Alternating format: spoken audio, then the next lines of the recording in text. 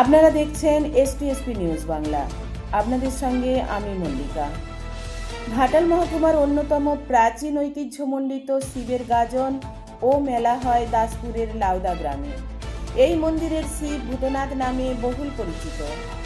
কয়েক শতাব্দী প্রাচীন এই শিবকে ঘিরে আছে নানা কিংবদন্তি, জনশ্রুতি, স্বপ্নাদেশ এবং প্রাচীন ইতিহাস। সূত্রের খবর, দাসপুর 1 নম্বর ব্লকের লাউদা গ্রামের শিব মন্দিরের স্থানটি বিশাল জঙ্গলে পরিপূর্ণ ছিল।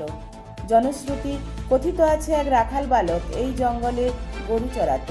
প্রতিদিন সে দেখত একটি সাদা রঙের গরু এই জঙ্গলে ঢুকে একটি স্থানে গিয়ে দাঁড়াতো, তার বাট থেকে ঝরঝর করে দুধ ঝরে পড়ত। এই দৃশ্য দেখে সে তাজ্জব বনে যায়। তার গৃহকর্তাকে একদিন ওই দৃশ্য জঙ্গলে দেখায়, সেও রীতিমতো অবাক। ওই দিন রাতে বেলিয়াঘাটা গোরাচাঁদ গোস্বামীর পূর্বপুরুষকে ভূতনাথ শিবের স্বপ্নাদেশ হয় শিবকে মাটি থেকে তুলে এনে প্রতিষ্ঠা করার।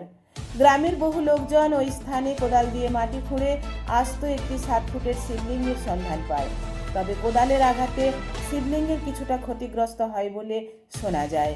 কিংবদন্তি আছে, শিবলিঙ্গকে প্রতিষ্ঠা করার লক্ষ্যে বহু লোকজন মিলে কাঁধে করে নিয়ে যেতে যেতে লাউদা নামক স্থানে নামিয়ে রেখে তারা প্রাতকৃত্য থেকে ফিরে শিবলিঙ্গকে শত চেষ্টা করেও আর তুলতে পারেনি।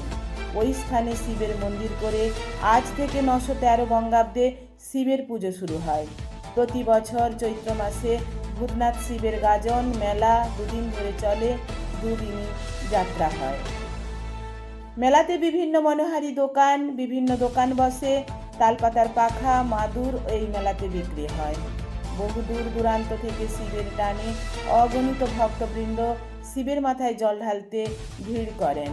50 থেকে 100 জন পুরুষ ও মহিলা সহ ভোক্তা বা সন্ন্যাসী এই মন্দিরে হয়। সন্ন্যাসীদের ধুনা সেবা ও হিদোলা দেখতে অসংখ্য মানুষ ভিড় করেন।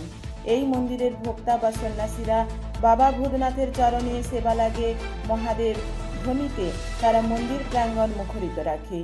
নীল পুজো, চড়ক তোলা হয়। প্রয়াত শিবরাম চক্রবর্তী, প্রয়াত সীতারাম চক্রবর্তীদের উত্তরাধিকারীরা এই শিব মন্দিরের বর্তমান সেবাই নিত্য পুজো ও তত্ত্বাবধান করেন। লাউদা ভূতনাথের মন্দিরের প্রাঙ্গণ থেকে এস প্রামাণিকের রিপোর্ট, এসটিএসপি নিউজ বাংলা। সবার খবর সবার আগে।